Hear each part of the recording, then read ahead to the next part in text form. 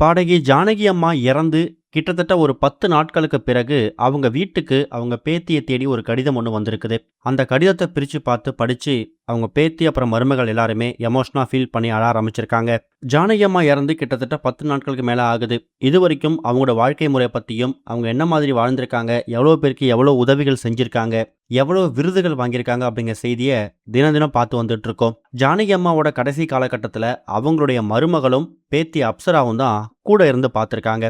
எப்படியாவது இன்னும் கொஞ்ச நாட்கள் பாட்டியை உயிரோட வச்சுக்க முடியாதா அப்படிங்கிற மாதிரி பல முயற்சிகள் செஞ்சாலும் வயது முதிர்ச்சி காரணமா ஜானகி அம்மா நம்மளை விட்டு பிரிஞ்சு போயிட்டாங்க.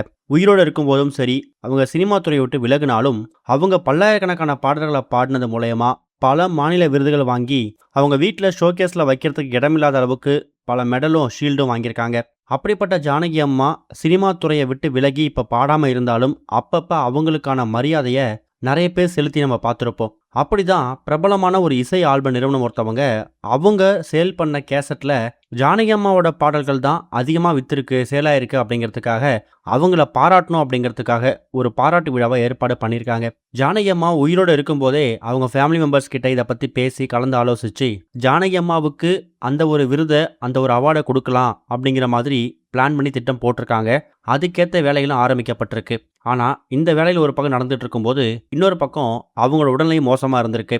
இப்போ அவங்க இறந்து போனதுக்கு பிறகு அந்த பிரபலமான ஆடியோ நிறுவனம் ஜானகி அம்மாவுக்காக ஏற்பாடு பண்ணியிருந்த அந்த விழா இருக்கு இல்லையா, அந்த நிகழ்ச்சி விழா, அதை ரத்து பண்ணுறோம். ஜானகி அம்மாவுக்கு இப்படி ஆகும் நினச்சி கூட பார்க்கல.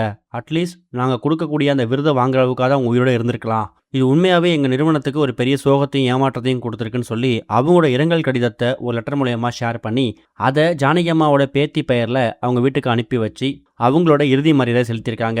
அதை பிரித்து பார்த்து தான் ஜானகி அம்மாவோட பேத்தி ரொம்ப எமோஷனாக ஃபீல் பண்ணி பயங்கரமாக அழுதுருக்காங்களாம். இது ஒரு பக்கம் இருக்க, முதலமைச்சர் விஜய் அவர்களோட ஜனநாயகன் திரைப்படம் வரப்போகிற ஜூலை 23 ரிலீஸ் ஆக போகுது. சொல்லப்போனால் இந்த திரைப்படம் முன்பதிவில் வசூலை வாரி குவிச்சுக்கிட்டு இருக்குதான். ஹெச் வினோத் இயக்கத்தில் கேவிஎன் தயாரிப்பில் உருவான திரைப்படத்தில் கடந்த ஜனவரி மாதம் ரிலீஸ் ஆக வேண்டியது. கிட்டத்தட்ட ஒரு 7 மாதங்கள் இந்த திரைப்படத்துக்கான ரிலீஸ், அதுக்கப்புறம் தேர்தல்னு சொல்லி நாட்கள் தள்ளிக்கிட்டே போயிடுச்சு. எப்போதான் திரைப்படம் வெளியாகும்? 10க்கு இந்த திரைப்படம் ஏற்கனவே இணையதளத்தில் சட்டவிரோதமாக லீக் ஆகி ரசிகர்களும் தொண்டர்களும் மிகப்பெரிய அதிர்ச்சியில் மூழ்கியிருந்தாங்க. இருந்தாலும் இந்த திரைப்படத்தை தியேட்டரில் ரிலீஸ் பண்ணால் பார்க்கறதுக்குன்னு ஒரு கூட்டமே காத்துக்கிட்டு இருக்குது.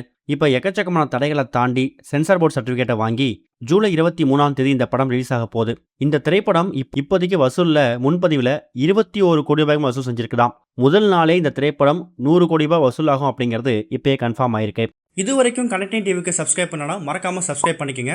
உடனடி அப்டேட்ஸ் பெறுவதற்கு நோட்டிஃபிகேஷன் பெல்லையும் கிளிக் பண்ணிக்கங்க.